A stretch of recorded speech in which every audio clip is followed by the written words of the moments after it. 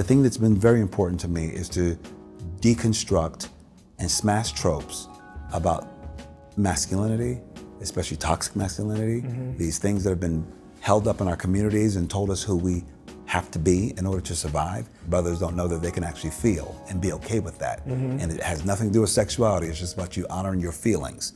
I'm D. Watkins with Salon.com, and today I'll be joined by Oscar-nominated, Emmy Award-winning actor, writer, playwright, and director Colman Domingo. You saw him in The Color Purple, you saw him in Rustin, you saw him in Euphoria, and a host of other films and plays, but today we'll be talking about his new film, Sing Sing. Congratulations. Thank you, brother, thank you. The film is, I personally feel like it's gonna be one of the most important films this year. For our viewers, can you introduce us to Sing Sing? Sure. Sing Sing is a film that's about this rehabilitation through the arts program at Sing Sing Prison. And it's a program that was started just, doing plays and getting, these inmates in touch with their feelings, finding different paths for healing and rehabilitation. And so far it's worked in an extraordinary way, so much to the fact that there is a less than 3% recidivism rate amongst people who've gone through the program, compared to 60% nationwide. So it's a film that we created with my co-stars as well, my director and writer producers. At least I would say a good 90% of our cast are formerly incarcerated men who went through the program. And we created this and shot it in 18 days in upstate New York in decommissioned prisons. And I think that it's a film, the intention is to show the human beings on their inside as they're doing the work to better themselves in the world, and using arts as that sort of parachute that will save them. Tell us about your involvement. Like, did someone just drop this script on your desk, or? There was no script. Oh, wow. Nobody dropped anything. What happened was, Greg Quidar and Clint Bentley, my writer and my co-writers and director, they had an idea. They've been working as teaching artists in Sing Sing for years. And they really thought, as they got to know these men, they really wanted to tell the story in some way, shape, and form. And so they kept, trying to figure out what the story was. So for a good 6 years, they were trying different drafts of it and then put it away. Wow. And then this idea came back up again. They were like, oh, they really want to help tell these stories. So Craig Quidar, my director, he said he wrote a treatment. He spent about a good half hour on it. And at the end of it, he wrote my name down. He said, I think it'd be great to have Colman involved in this and see if he would help us figure out what this is. And so through circumstances, I met them and they just seemed very earnest. And like, you almost feel like, is that real? Are you really that true in the way you want to tell other people's stories and make sure that their stories are cared for?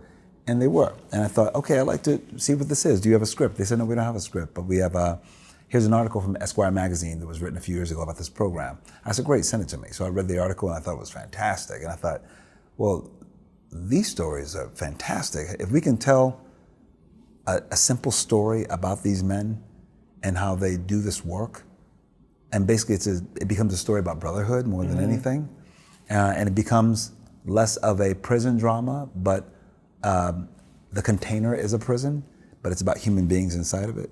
I said, that's fantastic. So we started to create this thing together. We started to get on Zooms with my castmate Clarence Divine I. Macklin, and we started to talk about what we were interested in as Black men, about talking about this work and what moves us and what images we want to see. And so we started to craft this thing together. And our writer and director would go back and write and do the work and come back and present it to us, and we'd read it, and we realized, oh, we have a script. By the time we had a script, then they wanted time. And I was like, well, I don't know when we could do this. I'm busy. I have things going on right now. Right. And they said, oh, wow, I could just see the look in their eyes, and everybody was so fired up by it, believing that this is a story, and it was so prescient, and we have to do it now. And so I took that in. I said, well, look, I was doing Color Purple, and I was doing pickups for my movie Rustin. And I thought, well, I have 18 days in between. And my director, Greg Quidar, said, we'll take them. I was like, wait, we can't do this movie in 18 days. Wow. I'm like, no, this is, and I said, especially during COVID, it all felt so wild. And I thought, well, if you believe we can do it, I think we can get it done. Sometimes it's how you create the best art. It's that project that's pulling at you when you know you don't have the bandwidth to do it. You know you don't have the bandwidth, but you have there's something that's pulling on you, feeling like I have to take care of this story. I don't have time, but I want to do it right, because more than anything, I love to research and take my time. I'm a very patient person when it comes to work and process. But this felt like, okay, I have to get outside of my comfort zone and make the work happen. So it felt like a great divine opportunity. You took us in a time capsule with Rustin. Your role as Ali Muhammad in Euphoria just sent all kinds of people to rehab. The best sponsor ever. I'm like, good. Good, that's tell our good. viewers about Divine G. Divine G is based on a real man, John Divine G. Whitfield. He's a good guy who was wrongly accused of a crime and incarcerated for 25 years. While he was on the inside, he really attached himself to programs that were really about wellness and healing and art. He wrote plays and books and was an actor and a director, all that. So he really he was one of the founding members of the RTA program.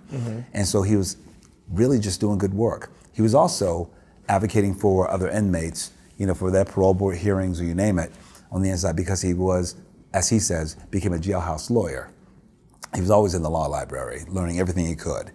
And so when I started to understand that this is a man who sort of believed that the system could actually work by doing the work as a lawyer, but this is also someone who has been affected by the system. The system did not work for him, but he still had hope and faith in the system. I felt like I understood everything I needed to know about this guy. I thought, here's somebody who's incredibly still hopeful and has wisdom upon wisdom. As I get to know him even more so now, I think he's a very wise guy, and he's really kind, and his spirit didn't diminish while he was on the inside in many ways as it could have with any of these other inmates, but it actually thrived because he found purpose and drive and healing. So that's John Divine G, a version of him that I play. What's some of the things you learned about some of your castmates while working on the film? What did I learn about my castmates? I think, how can I say this? You learn, you're put together with your cast. Everyone has their experience from whatever way. And it's you establish a brain trust with each other. You establish this sort of baseline of getting to know each other. And just knowing their lived experience. I take people as they are. I'm not going to look at somebody as an anthropological study and be like, well, tell me about this and how it is to be incarcerated. I'm just not that person. I will sit and have a conversation with you and download information as you tell me who you are. Tell me what you want me to know about you, and vice versa. We just really got to know each other, which is beautiful.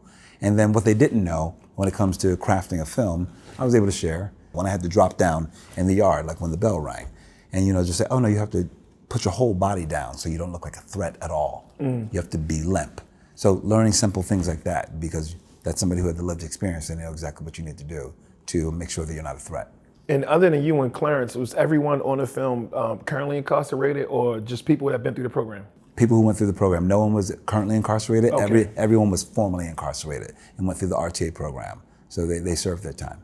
So there's this powerful scene, right, where your character, Divine, goes in front of the parole board and is just disrespected and crushed as a result. And it's so many people in the system right now that they're gonna have those meetings, or they're being denied when they have those meetings. And they're gonna look at this scene, and people who aren't in that situation are gonna see it too.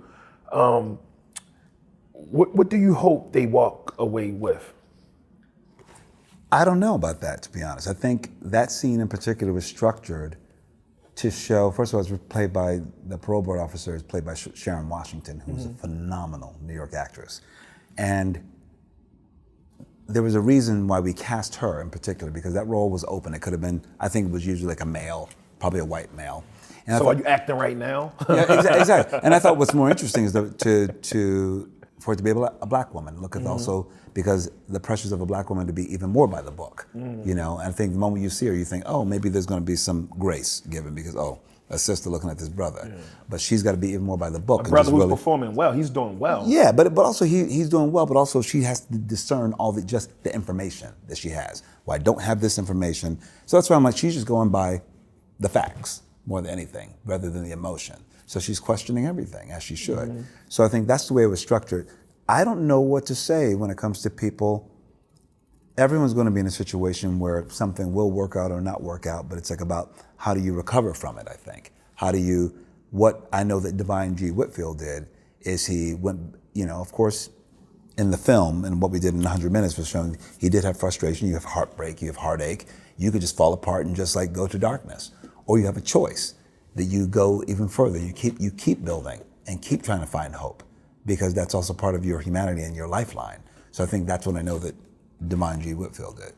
That's like, why I say I believe it's going to be one of the most powerful films this year is because it is optimistic, but it's in a very, very real way. It's you almost, I don't want to say forget that these brothers are incarcerated, but there's so much humanity that you're stripped of when you go behind those walls. And I think you do a great job of just like of showing the life. Well, I think the point is as well, and I think you understand this, is that we want to take these brothers as we meet them as human beings, not as a number or not about the thing that got them in there.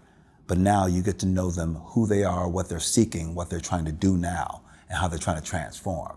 I think that's what the power of our film is. And I feel like showing people actually, who they are. Yeah. What do you look for emotionally in a script? And I'm asking this question because it seems like you're so good in every film, right? I want to know if you have like a cheat code for selecting the best films. Because you're the only household name in the film, so it's not even like, oh, he's playing opposite this person or that person. It's just you. So what's the cheat code? I think first of all, the cheat code. I think I have to be committed to something that I think I have questions about, I like complicated characters and characters you can't discern very quickly. I like, that's how I can play, like whether it's Rustin or X and Zola. I feel there's the same thing where I'm like, I'm not exactly sure how to play this person, but I understand, but I want to find out what their wants and needs are and what happens when they don't get it. So if it's well written, first of all, I'm on board. It's got to be well written, and it's got to be complicated. And if it's not complicated, I want to dig in there and get underneath the hood and find out. I would say like with Color Purple. With Color Purple, you look at that, he's written as the villain. He's an abuser in many ways. My job was to love him and to find out what made him the way he is. And so I feel like that was my job, was to unpack his psyche in many ways. And I think that's a great journey. I love anything where I'm like, I have to take a journey to actually find grace for this character I'm about to play, so I can love him. So for me, it's like that human thing that I get to do. So that's what I'm attracted to. Everyone's human. Everyone's human. Everyone's got fucked up people. Yeah, exactly. And everyone's got a story. And everybody's got a story. Right. And even if they're fucked up, I'm like, who's not fucked up? Right. You know what I mean? But you also have to do the work to just make them human. Not make them a caricature or just like look at the way they're viewed from the outside. Go on the inside and see their journey. And that's what I like to do. I like to do that deep dive. So I think maybe that's the barometer for a good script for me. And it can be comedy, it can be drama, it can be a hero, it could be a villain. It's just making sure that character isn't one-dimensional. Absolutely. He's this way for a reason. Yes, exactly. How do you fall in love with that? Yeah. Just actors study and take notice. What do you learn about the justice system while working on this film? What did I learn about the justice system by working on this film? Well, the thing I did learn when working at a decommissioned prison that was only decommissioned 2 weeks before was that the spaces where they house humans are not meant for humans. That's what I learned. I learned by design, the size of the rooms, if it's about rehabilitation, really doing the work, being a place of corrections in some way, it didn't feel like it's set up in that way. You know what I mean? I feel like, how do we want to do the work that we don't railroad the same system of people coming in and going back in? How do we make a change? I feel like that, for me, I was like, oh, many things need to change. You know what I mean? There's a myriad of things that needs to change. But first we got to get on board with what is true rehabilitation and doing the work.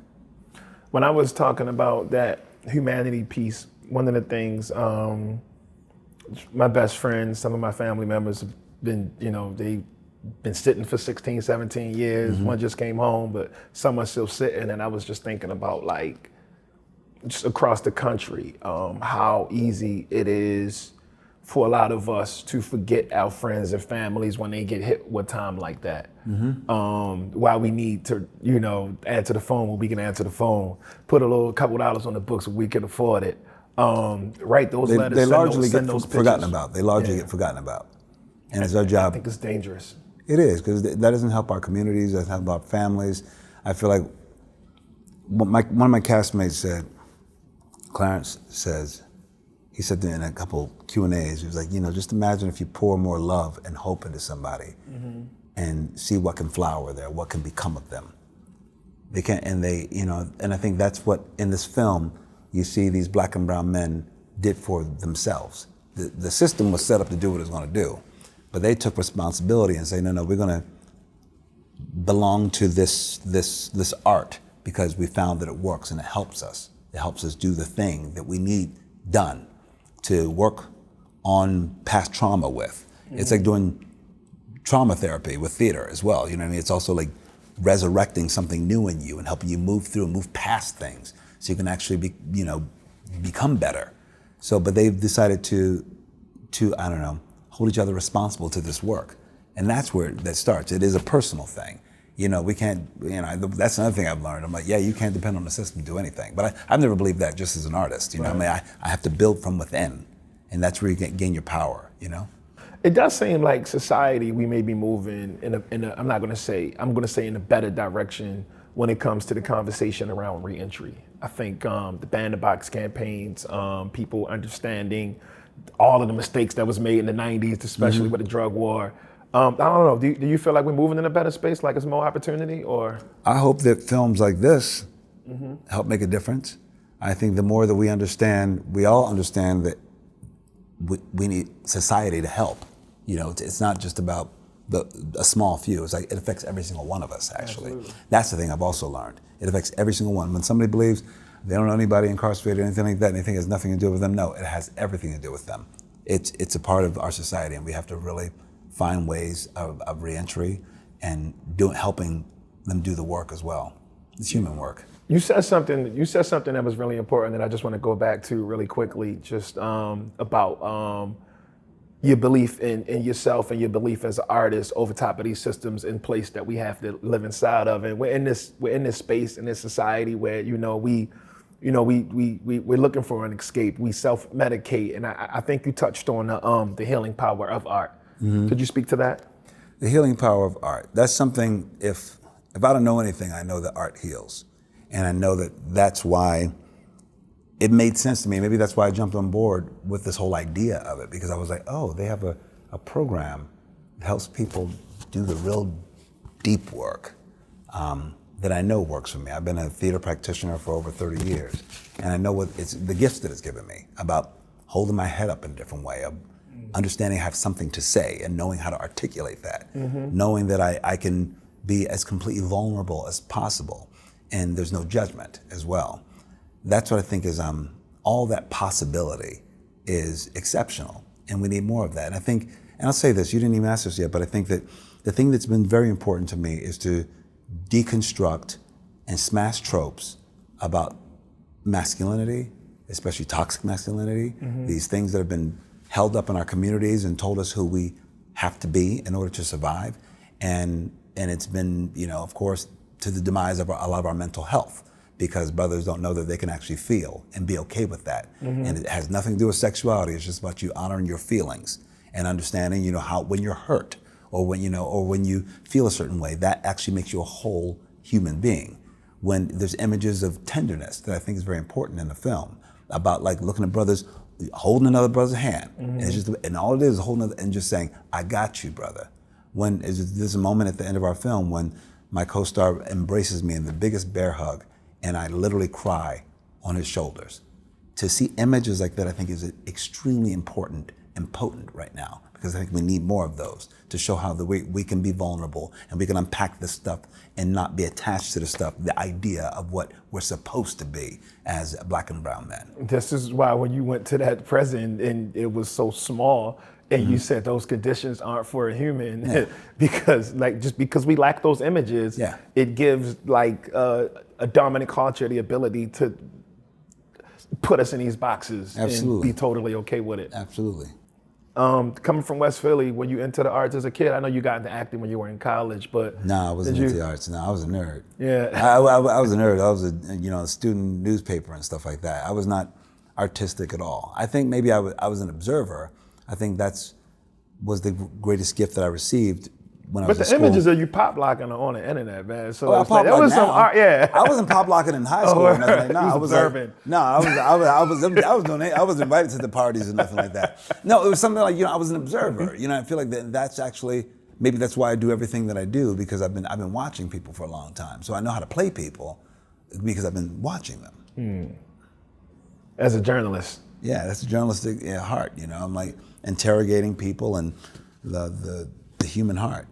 Beyond acting, you write and direct. What is your creative life like? How do you find space and time to be able to balance these different forms of expression? I like always switching hats. I think that's actually like the moment I'm acting in something, I'm always preparing to direct something or to write something. I don't know why, it just works for me. I feel like one thing does help support another. You're like, oh wow, I've never thought about that story. Let me go write that thing. People always know if they come and knock on my dressing room door, my trailer door, what am I doing? I'm usually writing something in there. I'm writing a screenplay or play or a new idea for something.